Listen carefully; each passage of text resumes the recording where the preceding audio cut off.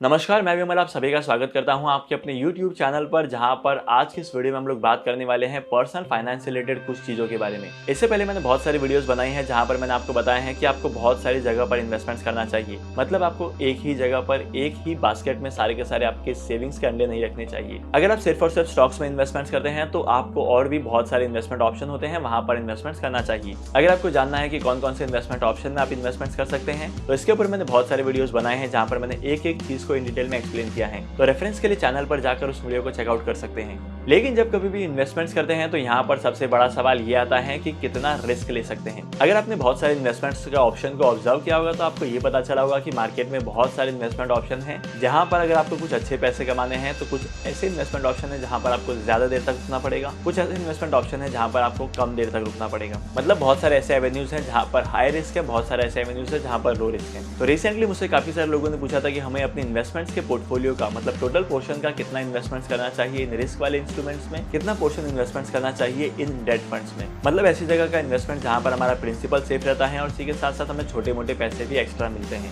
अगर आप भी इस बात को लेकर कंफ्यूजन में है तो आज की इस वीडियो को एंड तक देखना, क्योंकि आज की इस वीडियो के खत्म होने पर आपको ये पता चल जाएगा कि आपको कितने पोर्शन का इन्वेस्टमेंट्स कहां पर करना है। अगर आपको ये पता करना है कि आप कितना रिस्क ले सकते हैं और कितना इन्वेस्टमेंट्स आपको करना चाहिए तो इसके लिए मैं आपको एक सिंपल सा रूल देता हूँ, 100 माइनस योर एज। मतलब 100 में से आपकी जो उम्र है उसको माइनस करना है। ऐसा करने पर आपको पता चलेगा कि कितना पोर्शन आपको इन्वेस्टमेंट्स करना है हाई रिस्क इंस्ट्रूमेंट्स में और कितना पोर्शन आपको इन्वेस्टमेंट्स करना है लो रिस्क इंस्ट्रूमेंट्स में।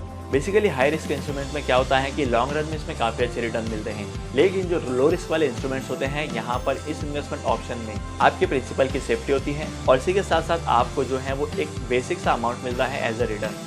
This might be 4%, this might be 2.5%, this might be 8%। Depend करता है कि आपने कौन से इन्वेस्टमेंट ऑप्शन में इन्वेस्टमेंट्स किया है। चलो मान लेते हैं मेरी एज 25 ईयर्स है तो मैं 100 में से 25 को माइनस करता हूँ तो आता है 75। अब मुझे ये चेक करना है कि मैं कौन से ब्रैकेट में हूँ, 20s में हूँ, 30s में हूँ या 40s में हूँ। मैं हूँ 30s में, तो मुझे माइनस करना है 100 में से 30, तो बचे 70%। हमारा रेशियो होता है 70:30। मतलब रिसेंटली मैं 70% इन्वेस्टमेंट्स कर सकता हूँ इक्विटी शेयर्स में, हाई रिस्क इंस्ट्रूमेंट्स में। तो इस रूल से ये पता चलता है कि मैं 70% तक का इन्वेस्टमेंट्स कर सकता हूँ इक्विटी शेयर्स में, हाई रिस्क इंस्ट्रूमेंट्स में इन्वेस्टमेंट्स कर सकता हूँ और बाकी जो बचे 30% का इन्वेस्टमेंट्स मैं कर सकता हूँ लो रिस्क इंस्ट्रूमेंट्स में, जहां पर मेरा कैपिटल सेफ रहेगा और इसी के साथ साथ मुझे छोटे मोटे रिटर्न्स भी मिलेंगे। लेट्स से आप 30s की कैटेगरी में आते हो तो आप इन्वेस्टमेंट्स कर सकते हो अपनी 70% अमाउंट को हाई रिस्क इंस्ट्रूमेंट्स में। चलो मान लेते हैं कि आप 40s में आते हो तो क्या होगा, 100 माइनस 40 इज इक्वल टू 60। आप 60% का इन्वेस्टमेंट्स कर सकते हो हाई रिस्क इंस्ट्रूमेंट्स में और बाकी बचे 40% का इन्वेस्टमेंट्स कहाँ कर सकते हो, बाकी बचे 40% का इन्वेस्टमेंट्स आप कर सकते हो लो रिस्क इंस्ट्रूमेंट्स में। एक और एग्जांपल लेते हैं। चलो मान लेते हैं कि आपकी जो एज है वो 50 ईयर्स में आती है, मतलब आप 50 ईयर्स के ब्रैकेट में बिलोंग करते हो।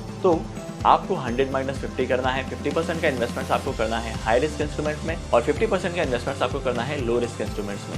अगर आप 60 ईयर्स के ब्रैकेट में आते हैं, 70 ईयर के ब्रैकेट में आते हैं, तब भी आपको ऐसा ही करना है। आपको 40 और 30% रिस्पेक्टिवली इन्वेस्टमेंट्स करना है इक्विटी शेयर्स में, हाई रिस्क इंस्ट्रूमेंट्स में और बाकी बचा आपको सेफ इन्वेस्टमेंट्स करना है। अगर आपको ऐसे इन्वेस्टमेंट ऑप्शन के बारे में जानना है जहां पर आप इन्वेस्टमेंट्स करके इन्फ्लेशन को बीट कर सकते हो और अच्छे खासे रिटर्न्स कमा सकते हो, तो इसके ऊपर मैंने बहुत सारी वीडियोस बनाई हैं जहां पर मैंने इस चीज को इन डिटेल में एक्सप्लेन किया है। तो रेफरेंस के लिए उस वीडियोस को चेकआउट कर सकते हैं, लिंक आपको डिस्क्रिप्शन में मिल जाएगा। और आज के इस इंपॉर्टेंट वीडियो को यहीं पर खत्म करते हैं और होप करता हूं कि आज के इंपॉर्टेंट वीडियो से आपको ये तो समझ में आया है कि आपके टोटल इनकम का कितना पोर्शन आपको कहां पर इन्वेस्टमेंट्स करना है। अगर आपको आज के इस वीडियो का कंटेंट वैल्यूएबल लगा है, आपने कुछ नया सीखा है, तो इस वीडियो को लाइक करना, शेयर करना अपने दोस्तों के साथ भी, ताकि उनको भी पता चले कि कैसे आप इन्वेस्टमेंट्स के पोर्टफोलियो को मैनेज कर सकते हैं। और इसी के साथ साथ अगर आप इस चैनल पर नए हो और आपने अभी तक इस चैनल को सब्सक्राइब नहीं किया है तो क्या कर रहे हो यार, इस चैनल को सब्सक्राइब करो। मैं आपको मिलूंगा अगली वीडियो में नए टॉपिक के साथ, एक इंटरेस्टिंग टॉपिक के साथ। तब तक के लिए signing off, happy investing and good bye.